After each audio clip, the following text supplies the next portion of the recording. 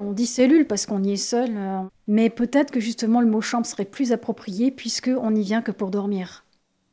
C'est vrai qu'ici, c'est la simplicité extrême, quoi. Mais c'est un choix et c'est beau parce qu'on va à l'essentiel. Enfin. Et puis pour le ménage, c'est pratique, hein, c'est très vite fait, hein, 10 minutes. J'accompagne les novices et moi je suis pour qu'on y aille par palier. Il n'y aura pas internet dans la chambre, il n'y aura pas le portable, il n'y aura pas de radio, pas de télé. C'est raide quand même.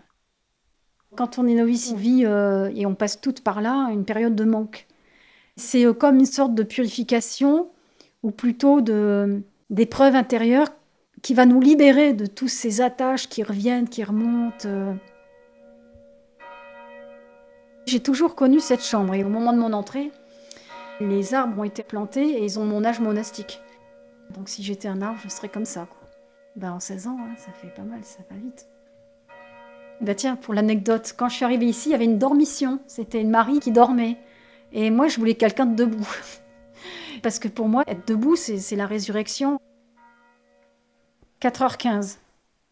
Alors, soit je le règle à 4h ou 4h15. Quand je rentre dans ma cellule, non, je me pose même pas la question. Je sais que je vais me réveiller, voilà, pour l'office de nuit. Cette prière de nuit, c'est une petite étoile dans la nuit du monde. C'est ça ma prière, une présence. Il y a beaucoup de gens qui ne dorment pas. Je pense aux infirmières, au personnel médical, les malades, il y a les marginaux. Ça m'arrive de prier pour les jeunes qui sortent en boîte de nuit, pour les prostituées. On est là avec eux. Et puis parce que c'est dur de se lever. C'est comme si on était en décalage horaire.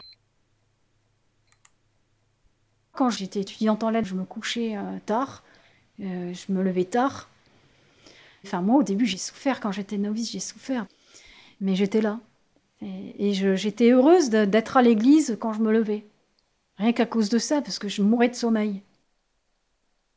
Panne de réveil. Quand ça arrive, la sous-prieure est envoyée chercher la sœur qui est au fond de son lit. C'est le génie de la règle de Saint-Benoît, cet équilibre entre silence, parole, solitude, vie commune. Nous, on a le travail en commun, la prière en commun, on a tout en commun, sauf actuellement, on a nos cellules, mais autrefois, on dormait ensemble, on avait des dortoirs. Les jeunes ne devaient pas être à côté, il fallait mettre des anciens entre les jeunes pour qu'il y ait un peu de discipline. C'était 1 à 16. On est passé du dortoir au box et on lit dans les us que les sœurs n'ont pas le droit de monter sur leur lit, ce qui prouve qu'au moins les jeunes devaient monter sur leur lit pour faire coucou à la voisine à travers la petite cloison. Mais avec le temps, on a réalisé que c'était effectivement une sagesse de pouvoir permettre aux moines, à la moniale, d'avoir un petit peu d'intimité pour pouvoir être avec les autres.